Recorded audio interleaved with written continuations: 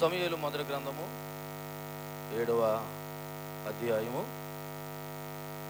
3, 4, 5, 6 వచనాలు ఒకసారి నేను కలిపి చదువుతాను.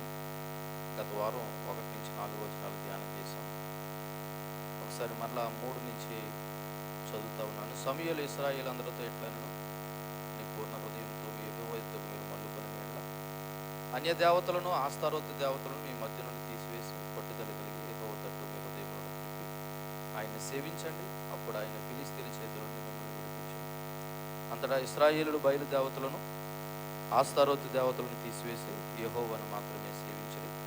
అంతటా సమూయేలు ఇశ్రాయేలులందరినీ మిస్పాకు పిలువనప్పుడు, నేను మీ పక్షమున యెహోవానుకు ప్రార్థన చేతునని చెప్పగా, వారు మిస్పాలో కూడుకుని నీళ్లు చేది యెహోవా సన్నిధిని కుమ్మరించి ఆ దినము ఉపవాసం ఉండి యెహోవా దృష్టికి మేము పాపాత్మలు అని ఒప్పుకున్నది. మిస్పాలో సమూయేలు ఇశ్రాయేలులకు న్యాయం తీర్చుచు వచ్చాను. ప్రార్థన. కృపా సత్య సంపూర్ణుడా, మా ప్రాణప్రియుడా, మీ దయలో మీ కృపలో సమాజంగా సంఘంగా కూడుకోవడానికి చూపించారు. ఈ చదవబడినటువంటి 4 వచనాల్లో నుండి నాతోనూ మాతో మీరు మాట్లాడు. ఇందులో ఉన్న సత్యము గ్రహించడానికి, మేము నేర్చుకోవలసింది నేర్చుకోవడానికి, విడిచిపెట్టవలసింది విడిచిపెట్టడానికి, మిమ్మల్ని మహిమపరిచేవారిగా, మిమ్మల్ని స్తుతించి ఆరాధించేవారిగా, దేవుని పిల్లలుగా మిమ్మల్ని కనపరచడానికి మాకు ఇచ్చిన చక్కటి అవకాశం ఇదిగోనయ్యా. మరి మీ వాక్యం ద్వారా మమ్మల్ని దర్శించి నాతో మాతో మాట్లాడమని యేసుక్రీస్తు నామములో ఈ ప్రార్థన అడిగి వేడుకుంటున్నాం తండ్రి. చూడండి, గత దినాన్న మనం జ్ఞాపకం చేసుకున్నాము. మరి సమూయేలు ఇశ్రాయేలు ప్రజలందరితో అన్నాడు. మొదటగా 3 మాటలు గుర్తు చేశాడు. మరి యెహోవా మందసము కిర్యత్యారీములో ఉన్న తర్వాత మరి అక్కడ అబీనాదాబు ఇంటి దగ్గర తన కుమారుడైనటువంటి ఎలియాజరును ప్రతిష్ఠించి మందసాన్ని కాపాడుతూ ఉంటాడు. మరి సమూయేలు ఇశ్రాయేలులందరితో ఏమని చెప్పాడంటే, మరి మీరు ఒక హితబోధ చేశాడు. ఆ హితబోధ ఏంటంటే, ఫస్ట్ పూర్ణ హృదయంతో యెహోవా వైపు మీరు మల్లుకోండి. పూర్ణ హృదయంతో ఎవరి వైపు? యెహోవా వైపు మల్లుకోండి. ఎందుకన్నాడంటే, వీళ్ళు అన్య దేవతలను, ఆస్తారోతు దేవతలను ఏం చేస్తారు? పూజిస్తారు. కాబట్టి ఫస్ట్ హితబోధ ఏంటంటే, పూర్ణ హృదయంతో యెహోవా వైపు మల్లుకోండి. రెండోది ఏంటంటే, మీ మధ్యన అన్య దేవతలను తీసిపారేయండి. మీ మధ్యన అన్య దేవతలను తీసేయండి. మూడోది, ఆయనను మాత్రమే సేవించండి. ఆయనను మాత్రమే సేవించండి. అప్పుడే మీకు ఫిలిష్తీయుల చేతుల నుండి ఏం కలుగుతుందంటే విడుదల కలుగుతుంది, లేదా రక్షణ కలుగుతుందని మరి 3వ వచనంలో సమూయేలు ఇశ్రాయేలు ప్రజలతో చెప్పడం జరిగింది. అప్పుడు 4వ వచనంలో వాళ్ళు ఏం చేశారంటే, ఇశ్రాయేలు వెంటనే ఆచరణాత్మక చర్య మొదలుపెట్టారు. ఏంటి ఆచరణాత్మక చర్య అంటే, ఫస్ట్ విగ్రహాలను, దేవతలను తీసేశారు. ఎక్కడి నుండి తీశారు తెలుసా? వాళ్ళ ఇళ్లలో నుండి తీసేశారు, ఆ గుడుల్లో నుండి తీసేశారు. అంతేకాదు వాళ్ళ గ్రామాల్లోనూ, వాళ్ళు ఉన్నటువంటి ప్రదేశాల్లోనూ, లేదా వాళ్ళ పట్టణాల నుండి కూడా ఏం చేశారు? దేవతలను పూర్తిగా తీసేశారు. ఒక మాటలు చెప్పాలంటే నేలమాటం చేసేసారు. అంతేకాదు వాళ్ళ మనసులో నుండి కూడా మరి దేవుళ్ళను, దేవతలను తీసివేశారు. అది ఇశ్రాయేలు చేసినటువంటి మరి ఫస్ట్ ఆచరణాత్మక చర్య. రెండో పని ఏం చేశారంటే, ఆ 4వ వచనంలో ఉంది, వాళ్ళు తీసివేయడమే మాత్రమే కాదు, యెహోవాను మాత్రమే సేవించారని ఉంది. ఇప్పుడు తీసేయడం గొప్పే. తీసేసిన తర్వాత వాళ్ళు ఏం చేయాలి? మళ్ళా యెహోవాని సేవించాలి. తీసేసినంత మాత్రాన యెహోవాని సేవించకపోతే ప్రయోజనం లేదు. ఈ రోజున క్రైస్తవులుగా మనం కూడా యేసుప్రభువుని నమ్ముకున్నంత మాత్రాన ఆయన చెప్పినట్టు నడవకపోతే ప్రయోజనం ఏమీ లేదు. నమ్మడం మంచిదే, కానీ నమ్మిన మనము ఆయన చెప్పినట్టు జీవించడం కూడా చాలా మంచిది. కాబట్టి 3వ వచనంలో మరి సమూయేలు ఇశ్రాయేలుకి హితబోధ చేయగా, మరి ఇశ్రాయేలు వెంటనే ఒక ఆచరణాత్మకమైన చర్య ఏం చేశారంటే, వాళ్ళ మధ్యన ఉన్న విగ్రహాలు తీసేశారు. రెండోది, మరి యెహోవాను మాత్రమే సేవించారు. కాబట్టి వీళ్ళు వెంటనే దేవుని మాటకు లోబడ్డారు. ఇది ఒక వ్యక్తి మారేడు అనడానికి మార్పుకి నిజమైన సంకేతం ఏంటంటే, దేవుని చెప్పిన పని చేయడం. ఒక వ్యక్తి మారేడు అనడానికి నిజమైన సంకేతం ఏంటంటే, వాళ్ళు మరి ఒక దేవునికి లోబడడం అనేది చాలా ముఖ్యమైన విషయం. మరి వాళ్ళ మాటలు మాత్రమే కాదు, చర్యలు కూడా మొదలుపెట్టారు. ఆ చర్యలే వాళ్ళ జీవితాల నుండి, వాళ్ళ ఊళ్ళో, వాళ్ళ యొక్క ఇళ్లలో నుండి, వాళ్ళ ఊరి నుండి విగ్రహాలను తీసివేశారు. మరి తీసివేసిన తర్వాత ఏం జరిగిందన్నదే ఇప్పుడు మనం చదివేటువంటి లేదా ధ్యానం చేసేటువంటి 5, 6 వచనాలు. 5, 6 వచనం. 3వ వచనం ఏం జరిగింది? ఇశ్రాయేలులందరికీ సమూయేలు ఏం చేశాడు? ఒక హితబోధ చేశాడు. ఆ హితబోధలో 3 మాటలు చెప్పాడు. మీరు పూర్ణ హృదయంతో దేవుని వైపు దేవతలను విగ్రహాలను తీసివేయండి, మీరు యెహోవాను మాత్రమే సేవించండి అని చెప్పి. దానికి ఇశ్రాయేలు కూడా ఏం చేశారు? వెంటనే దేవుని మాటకు లోబడి వాళ్ళ మధ్యలో ఉన్న విగ్రహాలు తీసేశారు, అలాగే యెహోవాను మాత్రమే ఏం చేశారు? సేవించారు. అంతటా 5వ వచనం, అంతటా ఎంతటా? ఈ 3వ వచనంలో సమూయేలు వాళ్ళకి హితబోధ చేయగా, 4వ వచనంలో మరి వాళ్ళ విగ్రహాలను తీసివేసిన తర్వాత ఈ 5వ వచనం చెప్పబడుతున్న మాట ఏంటంటే, మరి అంతటా అనగా 3వ వచనం 4వ వచనంలో జరిగిన పిమ్మట సమూయేలు ఇశ్రాయేలు అందరినీ కూడా ఒక చోటకి రమ్మని పిలుస్తున్నాడు. ఆ చోటు ఏంటంటే మిస్పా. ఆ చోటు ఏంటి? మిస్పా. మిస్పా అనగా వాచ్ టవర్ అని, గోపురం అని అర్థం ఉంది. ఏదేమైనా సరే మరి సమూయేలు ఇశ్రాయేలు అందరినీ కూడా ఒక చోటకి పిలిచాడు. పిలవడమే కాదు, ఆయన 5వ వచనంలో అంటాడు, అంతటా సమూయేలు ఇశ్రాయేలు అందరినీ మిస్పాకు పిలువనప్పుడు నేను మీ పక్షమున యెహోవాకు ప్రార్థన చేస్తాను. ఎందుకు సమూయేలు ఎందుకు పిలిచాడు? ఎందుకు పిలిచాడు? వీళ్ళని ఊరకనే పిల్లలేదు. ఎందుకు పిలిచానంటున్నాడు? మీ పక్షాన్ని నేను ఏం చేస్తాను? ప్రార్థన చేయడానికి.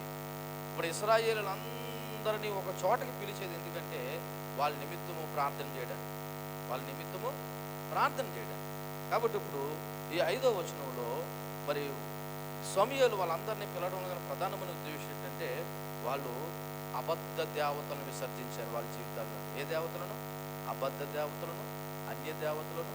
వాళ్ళు ఏదైతే నిజమని నమ్మారో, విశ్వసించారో అవి వాళ్ళ జీవితాల నుండి విసర్జించారు. కాబట్టి సమూయేలు ఇప్పుడు వాళ్ళ పక్షంగా ప్రార్థన చేస్తానంటారు. ఇప్పుడు చెప్పండి ఒకసారి, వీళ్ళలో కొద్దో గొప్ప మార్పు కలిగిందా లేదా? కలిగింది. కాబట్టి ఇప్పుడు పాస్టర్ గారు ఏం చేస్తానంటాడు? ప్రార్థన చేస్తాను. ఇప్పుడు దేవుని పిల్లల్లో ఒకరోజు సంపూర్ణంగా మార్పు చెందారు, మారిపోరు. ఒకరోజుకి మనం ఏం చేయాలా? ఆయన స్వారూప్యంలోకి, ఆయన ఆధ్యాత్మికలోకి మారాలి. అసలు ఏమీ మారకుండా మేము ప్రభువుని నమ్ముకున్నాము అనుకుని దేవునికి వ్యతిరేకంగా ఆయన కోపాన్ని తెప్పించే పనులు చేస్తూ ఉన్నప్పుడు ఒకవేళ పాస్టర్ గారు ప్రార్థన చేసిన ప్రయోజనం ఉండదంటారా? అసలు ఉండదు. ఈ రోజున కొన్నిసార్లు పాస్టర్ గారు మీ పక్షాన మీ విషయమే విజ్ఞాపన ప్రార్థన చేసిన ప్రయోజనం లేకపోవడానికి కారణం ఏంటంటే, ఇంకా నీ జీవితంలో విడిచిపెట్టవలసిన కనీసం ఏం చేయట్లేదు నువ్వు, విడిచిపెట్ట. ఇప్పుడు 5వ వచనం ఏ విధంగా ప్రారంభమైనది? అంతటా అని ఉంది. అంతటా అంటే ఏంటి? అది 4వ వచనంలో ప్రకారము వాళ్ళ మధ్యన ఉన్న దేవతలను, విగ్రహాలను వాళ్ళు తీసివేసి యెహోవాని సేవించారు. కాబట్టి ఇప్పుడు వీళ్ళ నిమిత్తమని ప్రార్థన చేసినా దేవుడు ఏం చేస్తాడు? ఆలకిస్తాడు. ఇంతకుముందు ఎందుకు ఆలకించలేదంటే, వాళ్ళు నిజ దేవుణ్ణి కాదని వేరే దేవుళ్ళను, దేవతలను ఏం చేస్తున్నారు? పూజిస్తారు. గుర్తుపెట్టుకోండి సంగమా, మనలో పాపం ఉంచుకొని పాప జీవితాన్ని జీవిస్తూ మీ నిమిత్తం మీరు ప్రార్థన చేసుకున్న, దైవ సేవకుడు ప్రార్థన చేసిన దేవుడు ఆలకించడు. ఎందుకంటే ఆయన రోషం కలిగిన దేవుడు. ఆయన ప్రార్థన ఆలకించడంటే అంత కఠినుడని కాదు. కనీసం నీలో ఉన్నవి తీసుకోకుండా నువ్వు పాస్టర్ గారి చేత కాదు 100 మంది పాస్టర్ గారితో ప్రార్థన చేయించుకున్న ప్రయోజనం ఏమీ లేదు.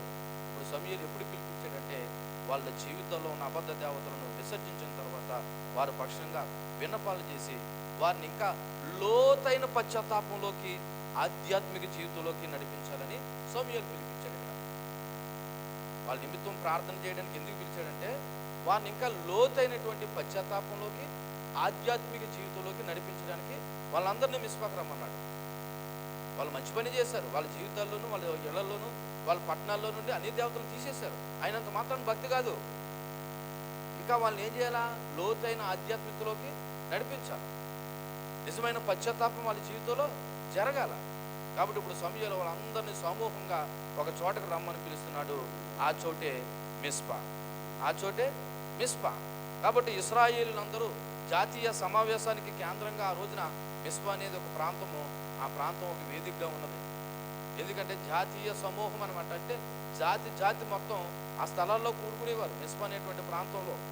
ఒకసారి మనం గమనిస్తే న్యాయాధిపతుల గ్రంథము 20వ అధ్యాయము 1వ వచనం కూడా ఒకసారి చదువుతా చూడండి. న్యాయాధిపతుల గ్రంథము 20వ అధ్యాయము 1వ వచనంలో కూడా, అంతటా ఇశ్రాయేలీలందరూ బయలుదేరి దాను మొదలుకొని బెయేర్షెబా వరకు, గిలాదు దేశం వరకును వారి సమాజము యాక మనసు కలిగి ఎక్కడ కూడుకున్నారంట? మిస్పాలో యెహోవా సన్నిధిని కూడెను. అంటే మిస్పా అనేది వీళ్ళ ఆధ్యాత్మికంగా లేదా సామాజికంగా ఒక చోట కూడుకోవడానికి ఒక వేదికగా ఉపయోగపడతా ఉన్నది. అంతేకాదు మిస్పా అసలు ఈ యొక్క ప్రాంతము, ఈ పట్టణం యొక్క ప్రస్తావన ఎక్కడ కనపడుతుందంటే, మొదలుగా మనం ఒకసారి ఆదికాండం 31వ అధ్యాయంలోకి రావాలి. ఆదికాండము 31వ అధ్యాయము 38వ వచనం చదువుదాం. ఇక్కడ మిస్పా ఏ విధంగా మరి ఉపయోగకరంగా ఉన్నదంటే, 31వ అధ్యాయము 38వ వచనం, 48వ వచనం. లాబాను, నేడు ఈ కుప్ప నాకును నీకును మధ్య సాక్షిగా ఉండినని చెప్పెను, కాబట్టి దానికి గలేదని పేరు పెట్టెను. మరియు మనం ఒకరినొకరు దూరంగా ఉండగా యెహోవా నాకును నీకును మధ్య జరిగినది కనిపెట్టునని చెప్పిన గనుక దానికి మిస్పా అని పేరు పెట్టబడును. మిస్పా అని పేరు పెట్టబడును అంటే ఇది ఒక సాక్షి స్థలం కింద కనపడుతున్నది. ఈ సందర్భం ఏంటో తెలుసా? యాకోబు లాబాను దగ్గర ఇంచుమించు 20 సంవత్సరాలు పనిచేసిన తర్వాత దేవుడి పిలుపు మేరకు నువ్వు మరలా నీ యొక్క సొంత ప్రదేశానికి ఇంటికి వెళ్ళిపోమన్నప్పుడు, మరి లాబాను మాంగారితో చెప్పకుండా వచ్చే క్రమంలో మరి తన కూతురు, అనగా ఎవరి కూతురు? లాబాను కూతురు, అలాగే యాకోబు యొక్క భార్య రాహేలు వాళ్ళ ఇంటి దేవతలను ఏం చేస్తుంది? దొంగతనం చేసి తీసుకుని వచ్చేస్తారు. ఈ విషయం తెలిసినటువంటి లాబాను వెంట పడతా ఉంటాడు. ఎవరు వెంట? యాకోబు వెంట.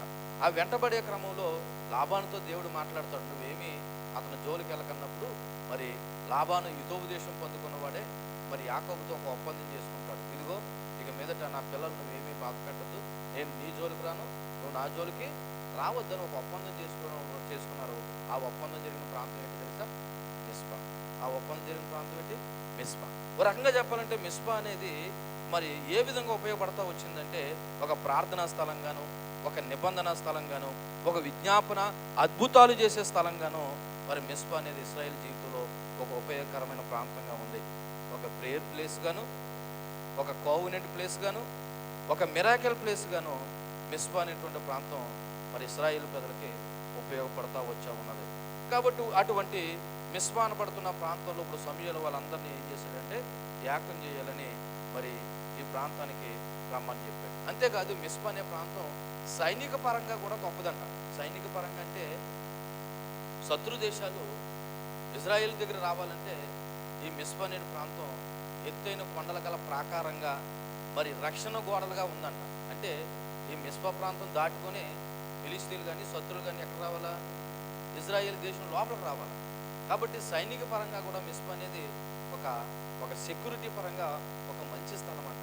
కాబట్టి ఇప్పుడు సమూయేలు వాళ్ళందరినీ కూడా ఒక చోటకి తీసుకొచ్చాడు. అది మొదటి పిలుపు. రెండోది, అక్కడ వచ్చిన తర్వాత ఏమని చెప్పాడంటే, మీ కొరకు నేను ఏం చేస్తానన్నాడు ఆయన? ప్రార్థన చేస్తానన్నాడు. ఏం చేస్తానన్నాడు ఆయన?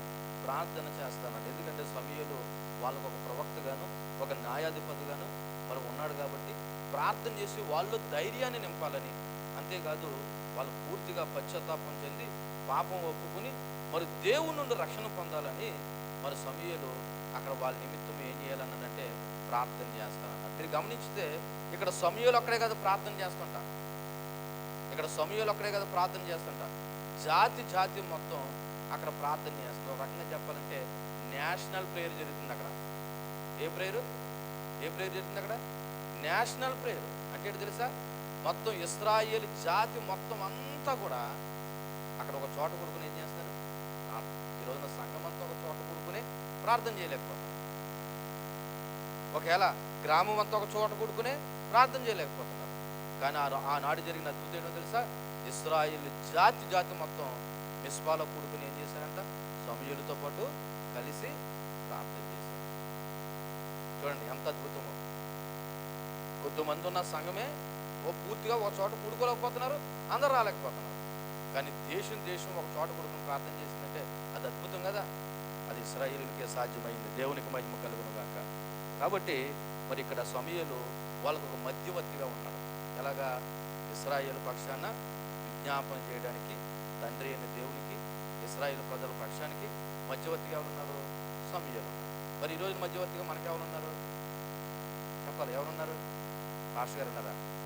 చూడండి ఒకసారి ఎబ్రిల్ రాసిన పత్రిక 7వ అధ్యాయము 25వ వచనం చూడండి. ఈ రోజున దేవునికిని, తండ్రి అయిన దేవునికిని, మనకిని మధ్యవర్తిగా ఎవరున్నారంటే ఎబ్రిల్ రాసిన పత్రిక 7వ అధ్యాయం 25వ వచనంలో, ఈయన తన ద్వారా దేవుని యొద్దకు వచ్చే వారి పక్షమున విజ్ఞాపన చేయుటకు నిరంతరము జీవించుచున్నాడు గనక వారిని సంపూర్ణంగా రక్షించుటకు శక్తిమంతుడై ఉన్నాడు. ఎవరున్నారండి ఈ రోజున విజ్ఞాపన చేయడానికి మన పక్షాన? యేసుక్రీస్తు ఉన్నాడు. దేవునికి మహిమ కలుగును గాక. సమూయేలు గొప్పడా, యేసుక్రీస్తు గొప్పడా? యేసుక్రీస్తునే గొప్పడు. మరి సమూయేలు ప్రార్థన చేస్తేనే దేవుడు మరి వాళ్ళ విజ్ఞాపన ఆలకించి దేవుడు సహాయం చేశాడు. మరి యేసుక్రీస్తు మన నిమిత్తము ప్రార్థన చేస్తే, విజ్ఞాపన చేస్తే మనం ఎంత ధన్యంలో చూడండి. ఎందుకంటే సమూయేలు కంటే గొప్పడు ఈ రోజున మన ప్రభు అయినటువంటి యేసుక్రీస్తు. అయితే ఇక్కడ కండిషన్ ఏంటో తెలుసా? ఆయన మన పక్షాన్ని విజ్ఞాపన చేయాలంటే ఒకసారి తండ్రికి మనకి సంబంధం బాగుండాలి. ఏం చేయాలా? బాగుండాలి. ఇప్పుడు సమూయేలు వీళ్ళ నిమిత్తం ఎప్పుడు ప్రార్థన చేస్తానన్నాడు? వీళ్ళలో విగ్రహారాధన ఎన్ని తీసేసిన తర్వాత, అయితే అవి ఉండగానైనా తీసేసి. అలాగే ఈ రోజున సేవకుడైనా లేదా మీ ప్రార్థన అయినా దేవుడు ఆలకించాలంటే దేవునికి వ్యతిరేకమైన విగ్రహ సంబంధమైనది అది ఏదైనా విగ్రహ సంబంధమైన అంటే ఏదో నేను ఎవరినో మనం ఇది చేయాలని కాదు, కానీ నేను మాట్లాడుతున్న ఆ యొక్క విగ్రహాల గురించి కాదు, కానీ దేవుని నుండి దూరం చేసే ప్రతిదీ కూడా విగ్రహమే. కాబట్టి అటువంటి వాటిని మన జీవితాల్లో నుండి తీసివేసినప్పుడు మనం ప్రార్థన చేస్తే దేవుడు మన మనవి ఆలకిస్తాడు. దేవునికి మహిమ కలుగును గాక. హల్లెలూయా. కాబట్టి ఈ మొదటగా 7వ అధ్యాయం 5వ వచనంలో మరి సమూయేలు వారికి ఒక సమూహక పిలిపించాడు. అంతేకాదు వాళ్ళందరూ మిస్పాలో కూడుకున్నారు. కూడుకోవడమే కాదు, మరి వాళ్ళ నిమిత్తము సమూయేలు ఏం చేస్తానంటే ప్రార్థన చేస్తానన్నాడు. అది 5వ వచనం. ఇప్పుడు 6వ వచనం ఒకసారి చదువుదాం. 6వ వచనంలో వారు మిస్పాలో కూడుకుని నీళ్లు చేది యెహోవా సన్నిధిని కుమ్మరించి ఆ దినము ఉపవాసం ఉండి యెహోవా దృష్టికి మేము పాపాత్ములమని ఒప్పుకుని మిస్పాలో సమూయేలు ఇశ్రాయేలులకు న్యాయము తీర్చుచు వచ్చాను. సో ఈ యొక్క 6వ వచనంలో 4 ప్రాముఖ్యమైన విషయాలు ఉన్నాయండి. ఏంటంటే 4 ప్రాముఖ్యమైన విషయాలు. 7వ అధ్యాయం 3వ వచనంలో ఒక 3 ప్రాముఖ్యమైన విషయాలు ఉన్నాయి. ఏంటా 3 ప్రాముఖ్యమైన విషయాలు? ఫస్ట్, మీరు పూర్ణ హృదయంతో యెహోవా వైపు తిరగండి. రెండవది, మీ మధ్యన ఉన్నటువంటి అన్య దేవతలను, ఆస్తారోతు దేవతలను తీసివేయండి. మూడవది, ఆయనను మాత్రమే సేవించండి. అప్పుడు ఫిలిష్తీయుల చేతుల నుండి మీరు ఏం పొందుతారు? విడుదల పొందుతారు, రక్షణ పొందుతారు. ఇది 7వ అధ్యాయం 3వ వచనంలో ఉన్నటువంటి హితబోధ. అయితే ఇప్పుడు ఈ 6వ వచనంలో కూడా 4 ప్రాముఖ్యమైన విషయాలు ఉన్నాయి, లేదా 4 ప్రాముఖ్యమైన పనులు ఉన్నాయి. ఆ 4 ప్రాముఖ్యమైన పనులు క్రైస్తవ విశ్వాస జీవితంలో మనకి కూడా అవసరం. మొట్టమొదటి చూసినట్లయితే అక్కడే ఉంది 6వ వచనంలో, వారు మిస్పాలో కూడుకుని. మొట్టమొదటి ఏంటి? వారు మిస్పాలో కూడుకుని. అంటే ఏంటి? కూడుకోవడం అంటే సమావేశం అయ్యారు, అందరూ ఒక చోట గ్యాదర్ అయ్యారు, అంటే ఒక చోట కూడుకున్నారు. కూడుకుని ఏం చేశారు తెలుసా? మరి ప్రజలు సమూయేలు యొక్క పిలుపుకి స్పందించారు. అంటే వాళ్ళ నాయకుడు, న్యాయాధిపతి, ప్రవక్త అయినటువంటి సమూయేలు యొక్క మాటకి వాళ్ళు ఏం చేశారు? స్పందించారు. కూడుకున్నారంటే ఇప్పుడు ఎవరి మాట ఆలకించారని అర్థం? సమూయేలు మాట ఆలకించారని కదా. 5వ వచనంలో ఏముంది? అంతటా సమూయేలు ఇశ్రాయేలు అందరినీ మిస్పాకు పిలవనప్పుడని కబురెట్టాడు. ఇప్పుడు 6వ వచనంలో అందరూ ఏం చేశారు? ఒక చోట కూడుకున్నారు. కూడుకున్నారంటే ఎవరి మాట ఆలకించారు? సమూయేలు మాట ఆలకించారు, నాయకుడు మాట ఆలకించారు. కానీ ఈ రోజున నాయకుడు మాట ఆలకించారు. నిజానికి మన నాయకుడు ఎవరు? యేసుక్రీస్తు. మన ప్రధాన యాజకుడు, ప్రధాన నాయకుడు ఎవరు? యేసుక్రీస్తు. ఒకవేళ భౌతికంగా మాట్లాడుకుంటే సంఘపరంగా ఎవరు నాయకుడు? సేవకుడు. కానీ ఈ రోజున ఏ సంఘం సేవకుడు మాట ఆలకిస్తుంది? ఈ రోజున ఏ సేవకుడు చెప్పినట్టుగా, లేదా యేసుక్రీస్తు చెప్పినట్టుగా ఏ సంఘం నడుచుకుంటుంది? పిలిపిస్తే మట్టికి అందరూ వస్తున్నారా? పలానా చోట, పలానా రాత్రి, పలానా ప్రార్థన, లేకపోతే పలానా కార్యక్రమము, పలానాదని చెప్పినప్పుడు సంఘం అంతా సేవకుడు మాటకు లోబడుతుందా? లోబడుతుందా?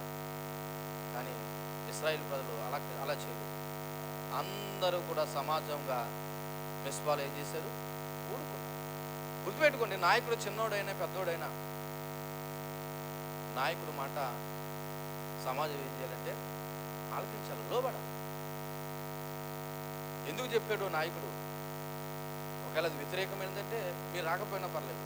ఇప్పుడు ఎంతకీ సమూయేలు ముందే చెప్పాడు, మీరు అందరూ మిస్పాలో కూడుకోండి, మీ నిమిత్తం నేను ఏం చేస్తానన్నాడు? ప్రార్థన. ఎందుకంటే మంచి పనే చెడ్డ పనే, మంచి పనే కదా. ఈరోజు సేవకుడు కూడా సంఘంతో ఈ విధమైన పిలిపిస్తాడు, రండి రేపటి దినం నుంచి 3 రోజులు ప్రార్థనలు లేదా 3 రోజులు ప్రత్యేకమైన కూడికలు అని పిలిపిస్తారు. కానీ సమాజం, సంఘం మాత్రం ఏం చేయదు, నాయకుడి యొక్క మాటకి లోబడరు. ఎందుకంటే వీళ్ళు దైవ భయం లేని వాళ్ళు. ఏ భయం లేని వాళ్ళు? దైవ భయం లేని వాళ్ళు. దైవ భయం లేనివాడు దేవుడికి భయపడ్డు, కనపడే నాయకుడు కూడా భయపడ్డు. కానీ ఇశ్రాయేల్ ప్రజల్లో మార్పు వచ్చింది. వాళ్ళ జీవితాల్లో ఉన్న అన్ని దేవతలను, విగ్రహాదులను ఏం చేశారు? తీసేశారు. అంతేకాదు వాళ్ళు యెహోవాను మాత్రమే సేవిస్తున్నారు. ఇప్పుడు దేవునికి భయపడేవాడు నాయకుడు మాట కూడా ఏం చేస్తారు? లోబడతారు. నేను ఇదే అనుకుంటాను, ఏ యొక్క సంఘమైనా ఏ సమాజమైనా సేవకుడు మాటకు లోబట్టలేదంటే వాళ్ళు ఫస్ట్ దేవునికి భయపడలేదు. ఏం చేయట్లేదు? దేవునికి భయపడలేదు. దేవునికి భయపడిన వారే సేవకుడికి కదా నాయకుడు కూడా ఏం చేయాలంటే పిలుపుకి లోబడరు. కానీ ఇక్కడ ఇశ్రాయేల్ ప్రజలు మొట్టమొదటిగా చేసిన పని ఏంటంటే వాళ్ళు సమాజంగా కూడుకున్నారు, సమూయేలు యొక్క పిలుపుకి స్పందించారు. రెండోది చూడండి, వారు మిస్పాలో కూడుకుని రెండోది నీళ్లు చేది యెహోవా సన్నిధిని కుమ్మరించి. ఏం చేది? నీళ్లు చేది. నీళ్లు చేదడం అంటే అసలు సాధారణంగా నీళ్ళు ఎక్కడ చేస్తారు? నీళ్ళు చేదడం అంటే ఏంటి? కళ్ళబోయిన నూతులో నుంచి నీళ్లు చేదడం అంటే తీసి వీళ్ళు ఏం చేశారంటే నీళ్లు చేది యెహోవా సన్నిధిని కుమ్మరించారంట. ఇది ఓ రకంగా చెప్పాలంటే సింబాలిక్ యాక్షన్. సింబాలిక్ యాక్షన్ అంటే ఒక ప్రతీకాత్మ చర్య. మీకు అర్థమైనా చెప్పాలంటే మరి ఆనాడు బైబిల్లో ఇలాంటి చర్యలు చాలా జరుగుతూ ఉన్నప్పటికీ మరి మధ్య ప్రాంతంలో, ఆనాడు ఇశ్రాయేలు ప్రజలు నివసించే మధ్య ప్రాంతంలో నీరు అనేది చాలా విలువైనది. ఎందుకు తెలుసా? వాళ్ళు ఎడారి ప్రాంతాల్లో జీవిస్తారు. ఎవరో ఇశ్రాయేలు ప్రజలు. ఎడారి ప్రాంతంలో నీరు ఎక్కువగా ఉంటుంది కదా, ఉంటుంది కదా. మరి అటువంటి ప్రాంతంలో నీరు ఎంత విలువైంది? చాలా విలువైందేనా? అవునా కదా.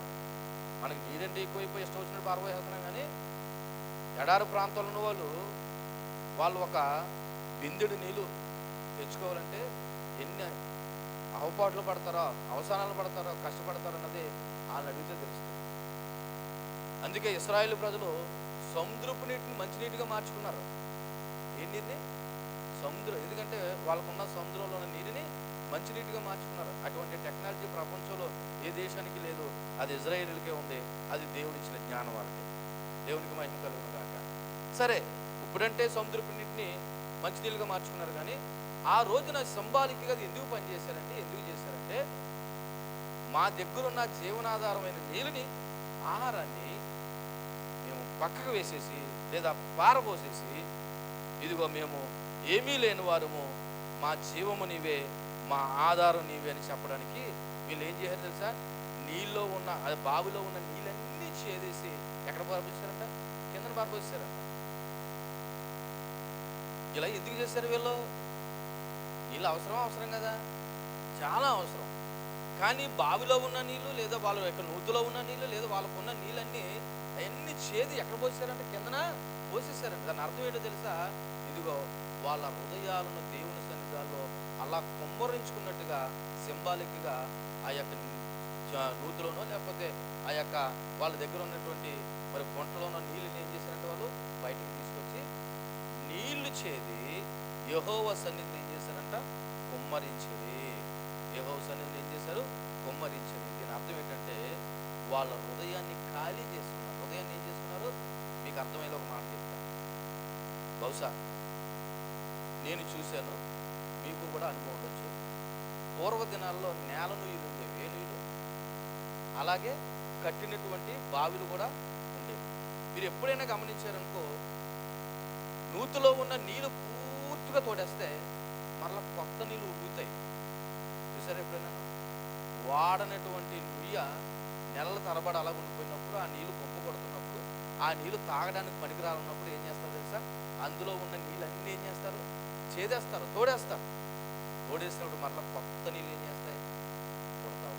ఇప్పుడు ఇశ్రాయేలు ప్రజలు కూడా సింబాలిక్గా అలాగే చేశారు. అయ్యా, మా హృదయంలో ఉన్నటువంటి వ్యర్థత, మా హృదయంలో ఉన్నటువంటి అజ్ఞానం, మా హృదయంలో ఉన్నటువంటి అవివేకం, మా హృదయంలో ఉన్నటువంటి పాపము, మా హృదయంలో మీ దృష్టికి ఆయాస్కరమైన ప్రతి దాన్ని కూడా మేము నీళ్లు చేదినట్లు మా హృదయాన్ని ఖాళీ చేసుకుంటామని చెప్పడానికి వాళ్ళు బావిలో ఉన్న నీళ్ళు లేకపోతే రూతులో ఉన్న నీళ్ళని ఏం చేశారు?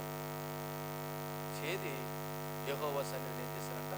కుమ్మరించారు. అది ఒకవేళ సింబాలిక్గా అలాగ చేసినా చేయకపోయినా వాళ్ళు మాత్రం నిజంగా హృదయపూర్వకంగానే దేవుడి సన్నిధానంలో వాళ్ళు కుమ్మరించారనడానికి తర్వాత మాటలు మనకి సాక్ష్యాధారంగా కనబడుతున్నాయి. కాబట్టి మరి వాళ్ళు ఏమి గ్రహించారంటే వాళ్ళ హృదయాన్ని ఖాళీ చేసుకుని ఇదిగో వాళ్ళ జీవితంలో మాకు ఆధారమైన నీళ్ళే కాదు ఆహారాన్ని కూడా విడిచిపెట్టి మేము మీ మీదే ఆధారపడుతున్నామని చెప్పడానికి వాళ్ళు సింబాలిక్గా ఆ పని చేశారు. అయితే ఇశ్రాయేలు ప్రజలు నీళ్ళు కుమ్మరించి వాళ్ళ హృదయాలను కూడా కుమ్మరించారు. అయితే నిజమైన పశ్చాత్తాపానికి గుర్తేటో తెలుసా? హృదయంలో నిజమైన పశ్చాత్తాపం కలగడం. హృదయంలో నిజమైన పశ్చాత్తాపం కలగడమే మరి నిజమైనటువంటి మార్పు. ఉదాహరణకి వాళ్ళు బావిలో ఉన్న నీళ్ళన్నీ కింద పారబోసారు, కానీ హృదయంలో మార్పు కలగలేదు అనుకుందాం. ఏమైనా ప్రయోజనం ఉందా? దేవునికి బాహ్య చర్యలు కాదు కావాల్సింది, ఆంతరంగికమైనటువంటి చర్య. అయితే ఇశ్రాయేలు ప్రజలు ఆ సమయాన్న బాహ్యంగానూ నీళ్ళలో ఉన్నటువంటి నీళ్లు చేదు కుమ్మరించారు. అంతేకాదు వాళ్ళ హృదయపూర్వకమైన పశ్చాత్తాపం కూడా వాళ్ళ జీవితాల్లో కలిగింది. అది ఇశ్రాయేలు ప్రజలు చేశారు. అది వాళ్ళు చేసినటువంటి రెండో అమూల్యమైనటువంటి పని. మొదటగా ఏం చేశారు? వాళ్ళు మిస్పాలో సమాజంగా కూడుకున్నారు. రెండోది ఏం చేశారు? నీళ్లు చేదినట్లు వాళ్ళ హృదయాలు దేవుని సన్నిధానంలో ఏం చేశారు? కుమ్మరించారు. అంటే మరి బావిలో ఉన్న నీళ్ళు ఎలాగైతే పూర్తిగా బయట పారబోస్తే కొత్త నీరు ఉడుకుతుందో వాళ్ళ హృదయంలో ఉన్నటువంటి వ్యర్థత అంతా కూడా దేవుని సన్నిధానంలో కుమ్మరించి మరి వాళ్ళు ఏం చేశారన్నది చూస్తే మూడోది చూడండి, ఆ వచనంలోనే మూడోది, మరి ఆ దినము ఉపవాసం ఉంది. ఏముంటండి? ఉపవాసం ఉంది. ఈ రోజున క్రైస్తవులకు పెద్ద కఠినమైన మాట అయిపోయింది. ఏంటి? ఉపవాసం. ఆలకిస్తున్నారండి? ఉపవాసం, ఉపవాస ప్రార్థన కూడికలు. కానీ ఆ ఉపవాస ప్రార్థన కూడికలు ఏముండరు? ఉపవాసం అనేది దేవునికి మనల్ని దగ్గర చేసే సమయం అండి. ఉపవాసం అనేది దేవునికి అతి దగ్గరగా చేసే సమయం. ఇశ్రాయేలు ప్రజలు ఆ రోజున నీళ్లు పారబోసారు, రెండోది ఆహారాన్ని కూడా త్యజించారు. ఉపవాసం ఎంతకి తినేసి ఉంటారో తినకుండా ఉంటారా? ఏమీ తినకుండా ఉంటారు. నిజానికి మంచినీళ్ళు కూడా తాగకుండా ఉన్నటువంటి కఠినమైన ఉపవాసం ఉంది. ఇక్కడ ఇశ్రాయేలు ప్రజలు రకంగా చెప్పాలంటే ఆ రోజంతా కఠినమైన ఉపవాసం ఉన్నారు. నీళ్ళు తాగలేదు, ఆహారం కూడా ఏం చేయలేదు, తినలేదు. వాళ్ళు నీళ్ళని ఆహారాన్ని త్యజించి దేవుని ముందు దుఃఖంతోనూ పశ్చాత్తాపంతోనూ మరి ఆయన పాదాలు చెంత లేదా ఆయన సన్నిధానంలో ఆధారపడడం నేర్చుకున్నారు. ఇది గమనిస్తే వాళ్ళు మరి అక్కడ తర్వాత ఉంటుంది 4వ మాట, యెహోవా దృష్టికి మేము పాపాత్ములని ఒప్పుకుంటాను. అంటే ఆ 4వ మాట ఒప్పుకోవడానికి దాని గురించి మాట్లాడుతూ వాళ్ళు దేవుడి సన్నిధానంలో అంత దుఃఖంతోనూ పశ్చాత్తాపంతోనూ వాళ్ళు దేవుడి సన్నిధానంలో ఏడ్చారు. అందుకే ముందుగానే ఆ 6వ వచనంలో రెండోది నీళ్లు చేదినట్లు యెహోవా సన్నిధిని వాళ్ళు ఏం చేశారు? కుమ్మరించారంటే వాళ్ళు పశ్చాత్తాపం చెంది ఏడ్చారు. ఎలా ఏడ్చారంట? ఉపవాసం ఉండి ఏడ్చారు. దేవునికి మహిమ కలుగును గాక. ఉపవాసం, ఈ రోజున ఉపవాసం అనేది మనిషికి లేదా క్రైస్తవునికి లేదా దేవుని బిడ్డలకు ఆధ్యాత్మిక దృష్టిని పెంచుతుంది. శరీరం ఆకలం అనేది దేవుని కోసం దేవుని కొరకు జీవించేలాగా మార్పు చేస్తుంది. అన్నిటికంటే ముఖ్యంగా ఇశ్రాయేలీయులు ఇక్కడ దేవునితో సయోధ్యను కూర్చుకోవడానికి, అనగా దేవునితో సఖ్యతను కూర్చుకోవడానికి వాళ్ళు ఉపవాసం ఉన్నారు. ఉపవాసం వల్ల ఆధ్యాత్మికంగానూ ప్రయోజనం ఉంది, శారీరకంగా కూడా ప్రయోజనం ఉంది. ఆధ్యాత్మికంగా దేవుని దగ్గరగా ఉంటాం, శారీరకంగా కనీసం వారానికి ఒక రోజైనా ఉపవాసం ఉండవాలని కంట మన శరీర ఆరోగ్యాన్ని కూడా చాలా మంచిది. మీరు 6 రోజులు ఇష్టం వచ్చినట్టు చేసినా కనీసం వారంలో ఒక రోజైనా ఉపవాసం ఉండడం వల్ల శరీరానికి చాలా మంచిదని ఈరోజున ఆరోగ్య నిపుణులు కూడా చెప్తా ఉంటారు. సరే, మనం ఆరోగ్యం గురించి కాకపోయినా ఆధ్యాత్మిక గురించికైనా మనం కనీసం వారంలో ఒక రోజైనా ఏముండాలి? ఉపవాసం ఉండాలి. ఉపవాసం ఇక్కడ ఆ పని చేస్తారు ఇశ్రాయేలీయులు. మూడోది ఏం చేస్తారు? ఆ దినమంతా ఉపవాసం. ఫస్ట్ వాళ్ళు మిస్పాలో సమాజంగా కూడుకున్నారు. నీళ్ళు చేది యెహోవా సన్నిధిని కుమ్మరించినట్లు వాళ్ళు దేవుని సన్నిధానంలో ఏడ్చారు. ఎలా ఏడ్చారంటే ఉపవాసం ఉండి వాళ్ళ దేవుని సన్నిధానంలో మరి దేవునితో సయోధ్యను సఖ్యతను కోరుకున్నారు. ఉపవాసం దేవునికి దగ్గరయ్యే మార్గం. ఉపవాసం దేవునికి దగ్గరయ్యే మార్గం. అందుకే కొత్త నిబంధనలో కూడా మత్తయి సువార్త 6వ అధ్యాయంలో కూడా దేవుడు స్వయాన ఆనాడు కొండ మీద ఉన్నటువంటి మరి దేవుని ప్రజలు లేదా ఆయన దగ్గరికి వచ్చిన వారితో ఆ మాట చెప్పాడు. ఒకసారి మన మత్తయి సువార్త 6వ అధ్యాయము 16వ వచనం నుంచి మీరు చదివితే, మీరు ఉపవాసం చేయనప్పుడు వేషధారుని వలె దుక్కుమొక్కులై ఉండకూడదు. అంటే ఇప్పుడు ఎందుకు దేవుడు ఉపవాసం చేయమన్నాడా చేయొద్దన్నాడా? మీరు ఉపవాసం ఉన్నప్పుడు అంటే ఉపవాసం ఉండాలి. క్రైస్తవులు కంపల్సరీ వాళ్ళ జీవితాల్లో ఏముండాలి? ఉపవాసం ఉండాలి. ఉన్నారా మీరు? ఎప్పుడైనా కఠినమైన ఉపవాసం ఉన్నారా? లేవంటే కుదరదు, ఉండి తీరాలి. కనీసం వారానికి ఒకసారైనా మీరు 3 రోజులు, 7 రోజులు, వారం రోజులు, 30 రోజులు, 40 రోజులు ఉండకపోయినా కనీసం వారానికి ఒకసారైనా ఏముండాలి? ఉపవాసం లేని క్రైస్తవులు. దేవుడు అన్నాడు, మీరు ఉపవాసం ఉన్నప్పుడు వేషధారుల వాళ్ళే దుఃఖముఖులై ఉండకండి. ఎలా ఉండాలంట? ఉపవాసం చేయనప్పుడు మనుషులు కనబడాలని కాక వారు తమ ముఖమును వికారం చేసుకుందరు, వారు తమ ఫలం పొంది ఉన్నారని నిశ్చయంగా మీతో చెప్పుచున్నాను. అయితే మీరు ఉపవాసం చేయనప్పుడు మనుషులకు కనబడవలనని కాక రహస్యమందున్న నీ తండ్రికే కనబడవలనని నువ్వు ఉపవాసం చేయనప్పుడు నీ తల అంటుకుని నీ ముఖము కడుక్కోను.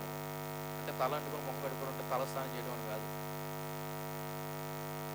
దేవుని సన్నిధానంలో నేను నువ్వు ఏమై ఉన్నావు అన్నది ప్రభు దగ్గర తెలుసుకోవడం.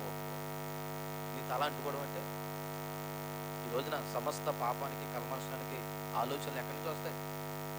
ఎక్కడి నుంచి వస్తాయండి?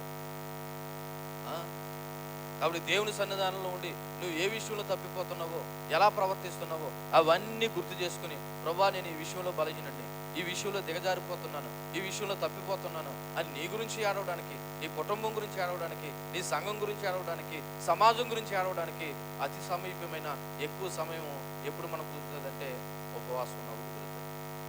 కానీ మనం ఏం చేస్తాం? ఎప్పుడైనా ఉపవాసం ఉంటే అందరికీ తెలియాలన్నట్టుగా నేను ఉపవాసం ఉన్నాను తెలుసా చెప్పొద్దని కాదు, కానీ అంత చెప్పుకోవాల్సిన అవసరం ఇక్కడ దేవుడు స్పష్టంగా చెప్తున్నాడు. నువ్వు మనుషులు కనబడాలని ఉపవాసం చేయొద్దు. ఇదిగో రహస్యం ముందు చూస్తున్న నీ తండ్రి చూస్తున్నాడని నువ్వేం చేయాలి? ఉపవాస ప్రార్థన వల్ల నువ్వు దేవునికి దగ్గరగా ఉంటావు. అంతేకాదు దానివల్ల అద్భుతాలు కూడా జరిగాయి. దేనివల్ల? ఉపవాస ప్రార్థన. ఓ సందర్భంలో యేసు ప్రభు శిష్యులు పేతురు, యోహాను, యాకోబులేమో రూపాంతర కొండ మీద కానీ యేసు ప్రభుతో వెళ్తే మిగిలిన శిష్యులు ఒక మూగదయ్యం పట్టినోడితో రాత్రత్మల వాళ్ళు ఇది చేస్తారు, కానీ ఆ దయ్యం మాత్రం విడిచిపోతారు. పొద్దున వచ్చి వాళ్ళ తండ్రి, అయ్యా రాత్రత్మలో మీ శిష్యులు చాలా గింజుకున్నారు, ఏం ప్రయోజనం లేదు, కనీసం నీ వలనైనా అవుతుందా అన్నిటిగా వాళ్ళ యొక్క అవిశ్వాసాన్ని బట్టి దేవుని ప్రశ్నిస్తాడు ఆ కుమారుడు యొక్క తండ్రి. అయితే ప్రభు అంటాడు, నమ్ముట నీ వలనైతే నమ్మువానికి సమస్తం సాధ్యమని అని మాట్లాడినప్పుడు ఆ నమ్మకం కలుగు చేయమని కూడా ఆ కుమారుడు తండ్రి చెప్పాడు. అప్పుడు వెంటనే దేవుడు ఆ మోగదయాన్ని వాడి దగ్గర నుంచి ప్రార్థన చేసుకుంటాడు. అప్పుడు ఏకాంతంగా శిష్యులు చెబుతారు, అయ్యా మీరు రాత్రాత్మలు కష్టపడ్డాం కానీ మా వల్ల కాలేదు, ఏమిటి రహస్యం అంటే ప్రభు చెప్తాడు, ఇది ఉపవాస ప్రార్థన వల్లనే. అంటే అర్థం ఏంటి? ఉపవాస ప్రార్థనలో దేవుని శక్తిని పొందుకుంటాం, అనుభవిస్తాం, ఆయనతో ఏకాంతంగా ఎక్కువ సమయం గడుపుతాం. ఇది అర్థమైందా? చిన్నపిల్లలు అయస్కాంతంతో ఆడుకుంటారు కదా, ఇసుకలో ఇలాగ తిప్పుతూ ఉంటాయి, ఇసుకలో ఉన్నటువంటి అయస్కాంతం ఏంటంటే దానికి అంటుకుంటాయి. ఇప్పుడు అయస్కాంతం ఎక్కడ సహవాసం చేసింది? అయస్కాంతం. ఇప్పుడు ఉపవాసం ఉండి నువ్వు ఎక్కడ సహవాసం చేశావు? దేవుడు. ఇప్పుడు దేవుడితో ఉపవాసం ఉండి దేవుడి సన్నిధానం ఉన్నప్పుడు ఆయన ప్రభావం కొద్ది గొప్ప నీకు రాదా? కానీ మనం ఏం చేయాలంటే ఉపవాసం. కానీ ఇక్కడ ఇశ్రాయేలు ప్రజలు ఆ దినమంతా వాళ్ళు ఏం చేశారంట? ఉపవాసం. కాబట్టి మిమ్మల్ని అడుగుతున్నాను, రోజులు 7 రోజులు 7 3 21 పూటలు తినేయడం కాదు, కనీసం అప్పుడప్పుడు ఉపవాసం ఉండి దేవుని సన్నిధానంలో జాగరణ చేయండి, సమయాన్ని గడపండి. అది మీకును మీ కుటుంబానికి ఎంతో మంచిది. మీకు ఇంకో విషయం చెప్పనా? తినేడు వల్లే రోగాలు. ఏ పూట ఖాళీ లేకుండా తినేడు వల్ల ఏమొస్తున్నాయి? రోగాలు వస్తున్నాయి. ఇలా చూడండి, మీరు వారంలో ఒక రోజు ఉపవాసం ఉండండి, మీ జీవితంలోనూ మీ ఆధ్యాత్మికంగా మీ శారీరకంగా అద్భుతాలు జరుగుతాయి. కాబట్టి పాస్టర్ గారు ఉపవాసం ఉన్నారని మానేసి దేవుని దూరంగా ఉండడం కాదు. నువ్వు మానేసావంటే కంపల్సరీ ఎక్కడ ఉండాలా? దేవుడు మందిరంలో ఉండాలి. ఉపవాసం ఉన్నానని పేరు చెప్పి నీ పనులన్నీ చక్కబెట్టుకుని దేవుడి దగ్గర లేకపోతే అది ఉపవాసం కాదు. ఉపవాసం అంటే నువ్వు తినేటువంటి ఆహారాన్ని మానేసి దేవుడి దగ్గర నివాసం చేయడమే ఉపవాసం. కాబట్టి దేవుని పిల్లలు కంపల్సరీ ఉపవాసం అనేది అలవాటు చేసుకోవాలి. ఈ విషయంలో మీరు కూడా మరి ఆ అనుభవంలోకి రావాలని జ్ఞాపకం చేస్తున్నారు. ఇక్కడ ఇశ్రాయేలు ప్రజలు చేసినటువంటి మరొక పని ఏంటో ఒకసారి జ్ఞాపకం చేసుకుంటే, ఆ 7వ అధ్యాయం 6వ వచనంలో వాళ్ళు యెహోవా దృష్టికి మేము పాపాత్ములమని ఒప్పుకున్నది. 4వ పని వాళ్ళు ఏం చేశారంటే, యెహోవా దృష్టికి మేము పాపాత్ములమని ఒప్పుకున్నది. మీరు గమనిస్తే యెహోవా దృష్టికి నేను పాపాత్ములను కాదంట, సమాజం మొత్తం అంతా ఏమని ఒప్పుకున్నారు? మేము పాపాత్ములమని. నేషనల్ ప్రేయర్ అని చూసారా? మొత్తం జాతి మొత్తం మేము పాపులమని దేవుడి సన్నిధానంలో వాళ్ళు ఏం చేశారంట? ఒప్పుకున్నారు. నిజం చెప్పాలంటే నిజమైన పశ్చాత్తాపానికి కీలకమైన అంశం ఏంటో తెలుసా? పాపం ఒప్పుకోవడం. నిజమైన పశ్చాత్తాపానికి కీలకమైన అంశం ఏంటి? పాపం ఒప్పుకోవడం. ఈరోజు చాలా మంది సాక్ష్యాలు చెప్తారు, దేవుడు నాకు అది చేశాడు ఇది చేశాడని. నిజమే, దేవుడు చేసినందుకు సాక్ష్యం బాగానే చెప్తున్నావు, కానీ నిజమైన అసలైన సాక్ష్యం ఏంటో తెలుసా? ఒక పాపి మారు మనసు పొందడమే నిజమైన సాక్ష్యం. ఒక పాపి మారు మనసు పొందకుండా దేవుడు నాకు అది చేశాడు ఇది చేశాడని సాక్ష్యాలు చెప్పడం వల్ల ప్రయోజనం ఏముంది? ఇంటున్న వరకు అద్భుతంగా ఉండొచ్చేమో, కానీ నువ్వు మారనంత వరకు అది నీకు ప్రయోజనం లేదు, దేవుడికి కూడా పెద్ద ప్రయోజనం. ఇక్కడ సమూయేలు యొక్క పిలుపుకి లోబడి ఇశ్రాయేలు ప్రజలందరూ సమాజంగా కూడుకుని పశ్చాత్తాపం ఉంది, ఉపవాసం ఉండి వాళ్ళు ఏమన్నారు తెలుసా? అయ్యా, మీ దృష్టికి మేము పాపాత్ములము. ఎవరి దృష్టికి? దేవుని దృష్టికి పాపాత్ములం అని వాళ్ళు ఏం చేశారంటే ఒప్పుకున్నారు. అది కూడా సమాజంగా అందరూ కలిసి ఒప్పుకున్నారు. ఈ రకంగా చెప్పాలంటే స్పష్టమైన సమిష్ట ఒప్పుకోలు. స్పష్టమైన సమిష్ట అంటే సామూహికమైనటువంటి ఒప్పుకోలు. పబ్లిక్ కాన్ఫెషన్ అంటే సమాజంగా వాళ్ళందరూ కూడా దేవుని సన్నిధిలో పాపాత్ములని ఒప్పుకోవడం జరిగింది. ఇక్కడ ఒప్పుకోవడం అనే మాటకి సింపుల్గా కనపడుతుంది, కానీ వాళ్ళు చేసిన 2 ముఖ్యమైన పనులు ఏంటో తెలుసా? వాళ్ళు పాపాన్ని దాచుకోలేదు. రెండోది, మేము దేవునికి వ్యతిరేకంగా జీవించామని ఒప్పుకున్నారు. ఒకటి, వాళ్ళ పాపాన్ని దాచుకోలేదు. రెండోది, మీకు వ్యతిరేకంగా జీవించామని వాళ్ళు ఏం చేశారు? ఒప్పుకున్నారు. వాళ్ళు అది పాపం ఒప్పుకోవడం అంటే. మరి ఫలితం ఏంటి? పాపం ఒప్పుకున్నారు కదా, ఫలితం ఏంటి? దేవుని చేత క్షమాపణ పొందారు. ఏం పొందారు? దేవుని చేత క్షమాపణ పొందారు. ఎలా పొందారు ఏంటంటే మనం వచ్చే వారం ధ్యానం చేద్దాం, కానీ ఇదిగో దేవుడి సన్నిధానంలో వచ్చి మన పాపాన్ని ఒప్పుకుంటే క్షమాపణ పొందుతాం అనడానికి ఒకసారి సామెతల గ్రంథము 28వ అధ్యాయం 13వ వచనం చూడండి. సామెతల గ్రంథము 28వ అధ్యాయం 13వ వచనం మనం చదివేదే పదే ఒకసారి గుర్తు చేసుకుందాం.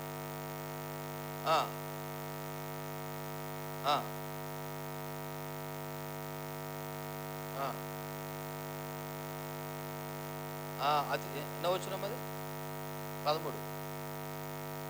అతిక్రమములు దాచిపెట్టువాడు వర్ధిల్లడు, వాటిని ఒప్పుకుని విడిచిపెట్టువాడు దేవుని యొక్క కనికరాన్ని ఏం చేస్తాడంట? అతిక్రమాలు దాచిపెట్టేవాడు వర్ధిల్లడు, వాటిని ఒప్పుకుని విడిచిపెట్టిన వాడు దేవుని యొక్క కనికరం అంటే క్షమాపణ పొందుకుంటాడు. ఎవడో అతిక్రమాలు దాచుకోకుండా ఒప్పుకుని విడిచిపెట్టినవాడు. ఇశ్రాయేలు ప్రజలు ఆ పని చేశారు. ఇక్కడ వాళ్ళు మిస్పాలో సమాజంగా కూడుకుని పశ్చాత్తాపం చెంది ఉపవాసం ఉండి ఏమన్నా తెలుసా? అయ్యా, మేము మీ దృష్టికి వ్యతిరేకంగా జీవించాము అంటే వాళ్ళ పాపాలు ఒప్పుకున్నారు. ఒప్పుకోవడమే కాదు, రెండోది ఏం చేశారు? వాళ్ళు విడిచిపెట్టారు. విడిచిపెట్ట వాళ్ళు ఏం పొందారంట? క్షమాపణ పొందారు, కనికరం పొందారు. యోహాను మొదటి పత్రిక 1వ అధ్యాయము 9వ వచనం కూడా ఆ మాటే మనకు ఒకసారి గుర్తు చేస్తుంది. చూడండి, యోహాను గారు రాసిన మొదటి పత్రిక 1వ అధ్యాయము 9వ వచనం కూడా, మనము మన పాపములను మనము ఒప్పుకొనిన యెడల ఆయన నమ్మదగిన వాడును నీతిమంతుడు కనుక ఆయన మన పాపములను క్షమించి సమస్త దుర్నీతి నుండి మనల్ని ఎలా చేస్తాడు? పవిత్రులుగా చేస్తాడు. ఎప్పుడు? ఒప్పుకుని ఎడల. అక్కడ కండిషన్ ఏంటి? ఒప్పుకుని ఎడల. అక్కడ రాయబడిన మాట, మన పాపములను మనం ఒప్పుకుని ఎడల. నీ పాపాలు నువ్వు ఒప్పుకో, నా పాపాలు నేను ఒప్పుకో. నా పాపం నువ్వు ఒప్పుకున్న ప్రయోజనం లేదు, నీ పాపం నేను ఒప్పుకున్నా ప్రయోజనం లేదు. ఎవరి పాపాలు వాళ్ళే ప్రభు దగ్గర ఏం చేయాలా? ఒప్పుకోవాలి. ఆ రోజున ఇశ్రాయేలు ప్రజలందరూ సమూహంగా ఆ మాట చెప్పారు, అయ్యా మేము అందరము పాపులము. ఎంత పాపులమో తెలుసా?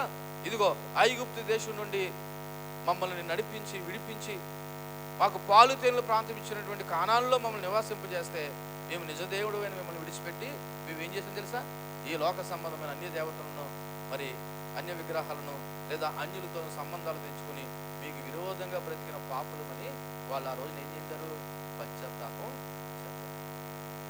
గుర్తుపెట్టుకోండి దేవుని పిల్లలుగా, ఇక్కడ ప్రాముఖ్యమైన విషయాన్ని గుర్తు చేసుకుందాం. నువ్వు ఎంత పశ్చాత్తాపం చెందినా దేవుని యొక్క క్షమాపణ దొరకకపోతే దానివల్ల ప్రయోజనం లేదు. మీకు అర్థమైన భాషలో చెప్తున్నాడు, పిల్లలు ఎగ్జామ్ రాశారు కానీ ఇన్విజిలేటర్ జతలేదు, రిజల్ట్ రాలేదు, ఏమైనా ప్రయోజనం ఉందా? అలాగే మీరు పశ్చాత్తాపం చెందారు, దేవుడి దగ్గర నుంచి క్షమాపణ రాలేదనుకో, మీరు చెందిన పశ్చాత్తాపం కూడా ఏముండదు, విలువ ఉండదు. కానీ నిజమైన పశ్చాత్తాపానికి దేవుడు కరిగిపోతాడండి. నిజమైన పశ్చాత్తాపానికి దేవుడు ఏమైపోతాడు? కరిగిపోతాడు. చూడండి, ఇశ్రాయేలు ప్రజలు జాతి మొత్తము దేవుని కాదని దేవునికి వ్యతిరేకంగా జీవించినా వాళ్ళు చేసిన సామూహిక ప్రార్థనకి, వాళ్ళు సమూహంగా దేవుడి దగ్గర మేము పాపులు మనం ఒప్పుకున్న దానికి ఆయన కరిగిపోయాడండి. కరిగిపోయాడు. దేవుడు ఎంత ప్రేమమేంటంటే గత పాప జీవితాలన్నీ కూడా ఒకవేళ నువ్వు ప్రభు దగ్గర నిజంగా ఒప్పుకుంటే ఆయన నేను క్షమించే దేవుడు. దేవునికి మహిమ కలుగుతుంది. ఒక వ్యక్తికి పూర్తి క్షమాపణ లేదా విడుదల ఎప్పుడు కలుగుతుందంటే, నేను ఒక 4 మాటలు చెప్పి ముగిస్తాను. ఒక వ్యక్తికి పూర్తి యొక్క క్షమాపణ లేదా విడుదల ఎప్పుడు కలుగుతుందంటే, ఫస్ట్ ఆ వ్యక్తి దేవునికి ఆయాస్కరమైన దాన్ని విడిచిపెట్టాలి. ఎవరికి ఆయాస్కరమైనది? ఇప్పుడు ఇశ్రాయేలు ప్రజలకు దేవునికి ఆయాస్కరమైనది ఏంటో తెలుసా? 7వ అధ్యాయం 3వ వచనంలో ప్రకారం వాళ్ళు అన్ని దేవతలను, ఆస్తారాత దేవతలను ఏం చేస్తున్నారు? పూజ చేస్తున్నారు. ఇప్పుడు అది విడిచిపెట్టారా లేదా? వాళ్ళు విడిచిపెట్టారు. రెండోది, ఒక వ్యక్తి పూర్తి క్షమాపణ విడుదల ఎప్పుడు పొందుకుంటాడంటే, అన్య దేవతలను, ఆస్తారాత దేవతలను లేదా దేవునికి వ్యతిరేకమైన ఆయాస్కరమైన దాన్ని విడిచిపెట్టి ఆయన సన్నిధికి తిరిగి వచ్చినప్పుడు. ఆయన సన్నిధికి తిరిగి వచ్చినప్పుడు. మరి 4వ వచనం అదే కదా, ఏం చేశారంట? వాళ్ళు అన్య దేవతలను, ఆస్తారాతులను విడిచిపెట్టడమే కాదు, యెహోవాను మాత్రం ఏం చేశారంట? సేవించారు. అంటే వాళ్ళు దేవుని సన్నిధికి ఏం చేశారు? దేవుని వైపు తిరిగారు. తిరగడమే కాదు, వాళ్ళు సమూయేలు యొక్క పిలుపు మేరకు సమాజంగా ఎక్కడ కూడుకున్నారంటే మిస్పాలో కూడుకున్నారు. మొదటగా దేవునికి ఆయాస్కరమైన దాన్ని విడిచిపెట్టినప్పుడు, అంటే ఒక వ్యక్తి దేవుడి చేత పూర్తి క్షమాపణ ఎప్పుడు పొందుతాడంటే, దేవునికి ఆయాస్కరమైన దాన్ని నీ జీవితంలో ఉంటూ పూర్తిగా చేయాలా? పూర్తిగా, సహజంగా కాదు, పూర్తిగా విడిచిపెట్టాలి. రెండోది, ఆయన సన్నిధికి తిరిగి రావాలి. మూడోది, రావడమే కాదు, నీ పాపాన్ని గుర్తెరగాలి. ఈరోజు చాలా మంది దేవుడి సన్నిధికి వస్తున్నారు కానీ దేవుడి సన్నిధానంలో పాపాలు ఏం చేయట్లేదు, ఒప్పుకోవట్లేదు. వస్తున్నారు, పోతున్నారు. అంటే మీరు అనొచ్చు, మేము ఏ పాపం చేశామని. చెప్పమంటారా? ఏ పాపం చేశారో చెప్పమంటారంటే మీ వ్యభిచారాలు, మీ జాగ్రత్తల గురించి మాట్లాడతాను అనుకుంటారా? అది దేవుడు ఎలాగ చూస్తున్నాడు? బహిరంగంగా చెప్తున్నాను, దేవుని మాటను ఆజ్ఞ అతిక్రమించి నువ్వు జీవిస్తున్నావు అంటే నువ్వేం చేసినట్టు? పాపం చేసినట్టే. మీ వ్యభిచార, జాగ్రత్తలు, దొంగతనాలు, రహస్యం అనేటువంటి అన్ని కూడా ఒకవేళ మనుషులు చూడకపోయినా ఎవరు చూస్తున్నారు? దేవుడు చూస్తున్నాడు. దానికి తగ్గ శిక్ష ఎలాగ అనుభవిస్తారు. ఎందుకని పాపానికి జీతం ఏంటి? మరణం. కానీ ఒక వ్యక్తి దేవుని సన్నిధికి రావడమే కాదు, వచ్చిన తర్వాత నీ పాపం ఏంటన్నది నువ్వు గుర్తెరగడమే కాదు, 4వది ఒప్పుకుని విడిచిపెట్టాలి. ఇశ్రాయేలీయులంతా కూడా ఈ రకమైనటువంటి విధానంలో వాళ్ళు మిస్పాలో కూడుకుని ఆ పని చేశారు. అది ఉపవాసంతో చేశారు. దేవునికి మహిమ కలుగును గాక. వాళ్ళు మొదటగా వాళ్ళ జీవితాల్లో నుండి అన్య దేవతలను, ఆస్తారాత దేవతలను తీసివేశారు. రెండోది, యెహోవాను మాత్రమే సేవించారు. మూడోది, మిస్పాలో సమాజంగా కూడుకున్నారు, అనగా దేవుని సన్నిధికి వచ్చారు. 4వది, రావడమే కాదు, దేవుని సన్నిధిలో వాళ్ళ పాపాలు ఏం చేసుకున్నారు? ఒప్పుకున్నారు, లేదా గుర్తెరిగారు. 5వది ఏం చేసుకున్నారంటే, ఒప్పుకోవడమే కాదు, దాన్ని విడిచిపెట్టారు. ఎలా విడిచిపెట్టారు సార్? దేవామి దృష్టికి మేము పాపులమని ఒప్పుకుంటామని చెప్పేసి వాళ్ళు ఏం చేశారు? విడిచిపెట్టారు. అప్పుడు ఇశ్రాయేలుకి ఏం జరిగింది తెలుసా? ఫిలిష్తీయుల చేతిలో నుండి గొప్ప విడుదల కలిగింది. దేవునికి మహిమ కలుగును గాక. అంటే నీ జీవితంలోనైనా నా జీవితంలోనైనా విడుదల కానీ రక్షణ కానీ ఎప్పుడు కలుగుతుంది అనమాట? ఇదిగో ఈ పనులు జరిగినప్పుడే. మరలోసారి గుర్తు చేస్తున్నాను. ఏంటో తెలుసా? ఫస్ట్ దేవునికి ఆయాస్కరమైన ప్రతిదాన్ని మన జీవితాల నుండి వెడలిపోవాలి, తీసేయాలి. రెండోది, నీ జీవితంలో దేవునికి ఆయాస్కరమైనది విడిచిపెట్టడమే కాదు, మళ్ళీ నువ్వు ఎక్కడ రావాలంటే దేవుని సన్నిధికి రావడమే కాదు, నువ్వు దేవుని సన్నిధానంలో నీ పాపాన్ని నువ్వు గుర్తెరగాలి. నీ పాపాన్ని గుర్తెరగడమే కాదు, దాన్ని ఒప్పుకోవాలి, ఒప్పుకున్న దాన్ని విడిచిపెట్టాలి. అప్పుడు దేవుని సహాయం నీకు ఉంటుంది. లేకపోతే నువ్వు ఎంత ప్రార్థనకు వచ్చి ఏం చేసినా నీ జీవితంలో దేవునికి ఆయాస్కరమైన దాన్ని విడిచిపెట్టకపోయినా, దేవుడి సన్నిధానంలోకి వచ్చి పాపాన్ని గుర్తెరగకపోయినా, గుర్తెరిగి దాన్ని ఒప్పుకుని విడిచిపెట్టకపోయినా మన జీవితాలు అద్భుతాలు జరగవు. మీరు గమనిస్తే వచ్చే వారం ధ్యానం చేద్దాం. అప్పుడు ఒకసారి కావాలతో చూడండి, ఆ మాట చదివేద్దాం. చూడండి ఎక్కడంటే 10వ వచనం. సమూయేలు దహన బలి అర్పించుడుగా ఫిలిస్తీయులు యుద్ధం చేయుటకు ఇశ్రాయేలు మీదకి వచ్చిరి. అయితే యెహోవా దినమున ఫిలిస్తీయుల మీద మెండుగా ఉరిమించి వారిని తారుమారు చేయగా వారు ఇశ్రాయేలు చేత ఓడిపోయారు. ఎప్పుడు? వీళ్ళ జీవితంలో నిజమైన పశ్చాత్తాపం, వీళ్ళ జీవితంలో అన్ని దేవతలను, ఆస్థారాధ దేవతలను విడిచిపెట్టారు. వీళ్ళు దేవుని మాత్రమే సేవించినప్పుడు, వీళ్ళు దేవుని సన్నిధానంలో కూడుకున్నప్పుడు, అంతేకాదు వాళ్ళ పాపాలు ఒప్పుకున్నప్పుడు, పాపాలు ఒప్పుకోవడమే కాదు విడిచిపెట్టినప్పుడు దేవుడు వాళ్ళకి గొప్ప రక్షణ విడుదల ఫిలిస్తీయుల చేతుల నుండి కలుగజేశాడు. ఈ రోజున నీ జీవితంలో ఉన్న బంధకాలు ఏవైనా, అది పాప బంధకాలైనా, రోగ బంధకాలైనా, శారీరక బంధకాలైనా, లేకపోతే ఆర్థిక బంధకాలైనా, ఏ బంధకాల నుండి అయినా నువ్వు విడుదల పొందాలంటే ఇదిగో ఇశ్రాయేలు ప్రజలు ఏ విధమైన ప్రాసెస్లో అయితే వాళ్ళు దేవుడి సన్నిధి సమీపించి వాళ్ళ పాపాలు ఒప్పుకొని విడిచిపెట్టారో, అలాగే మనం కూడా దేవుని వైపు తిరిగి దేవుని సన్నిధానంలో సమీపించి మన పాపాలు అతిక్రమాలు ఒప్పుకొని విడిచిపెడితేనే మనకి కూడా సంపూర్ణమైనటువంటి విజయం చేకూరుతుంది. మరి నీ సంగతి ఏంటి చెప్పండి? నీ సంగతి ఏంటి? ఇశ్రాయేలు ప్రజల మాదిరి నువ్వు ప్రభు సన్నిధానంలో ఈ విధమైనటువంటి పద్ధతిలో మన యొక్క జీవితాలు, ఆధ్యాత్మిక జీవితాలు ఉన్నాయా? లేకపోతే గుర్తుపెట్టుకో, నువ్వు దేని నుండి విడుదల పొందుతావు. నువ్వు బాధపడినా పర్లేదు, దేని నుండి నీకేం పొందదు? విడుదల రాదు. పాపం నుండి విడుదల రాదు, రోగాల నుండి విడుదల రాదు, ఆర్థిక బంధకాల నుండి విడుదల రాదు, సామాజికమైన పరిస్థితుల నుంచి విడుదల రాదు. కారణం తెలుసా? నువ్వు ఎవరికి వ్యతిరేకంగా బ్రతుకుతున్నావు? ఇశ్రాయేలు ప్రజలు కూడా అలాగే బ్రతికారు. బ్రతికినంతకాలం దేవుడు వాళ్ళని ఏం చేశాడు? ఫిలిస్తీయుల చేతికి. నువ్వు కూడా ఎవరెవరి చేతి కింద బందీకానంలోనే ఉంటావు. మిమ్మల్ని భయపెట్టడానికి మాటలు చెప్పట్లేదు. సరి చేసుకుని ప్రభు తీరు ఒప్పుకుని విడిచిపెట్టి ఆయన యొక్క ఇచ్చే రక్షణ విడుదల పొందుకుంటారని ప్రేమతో ఈ మాటలు చెప్తున్నాను. దేవుడి మాటలు మన ఇంట్లో దీవించి ఫలింపచేయను గాక. ఆమేన్. కళ్ళు మూసుకుందాం. చెప్పబడిన మాటలు బట్టి దేవుని స్తుతిస్తూ ఆరాధిద్దాం. రాత్రికాల సమయంలో ప్రభు పాద సన్నిధిలో ఉన్న మనం అందరం కూడా ఒకసారి ఆలోచన చేయండి. గొప్ప విడుదల నీ జీవితంలోనైనా నా జీవితంలోనైనా మనం పొందుకోవాలంటే దేవుని సన్నిధికి లేదా దేవునికి విరోధమైనటువంటి దాన్ని మొదటగా మనం విడిచిపెట్టాలి. ఆయన ఆయాసకరమైనది ఏదైనా సరే మన జీవితంలో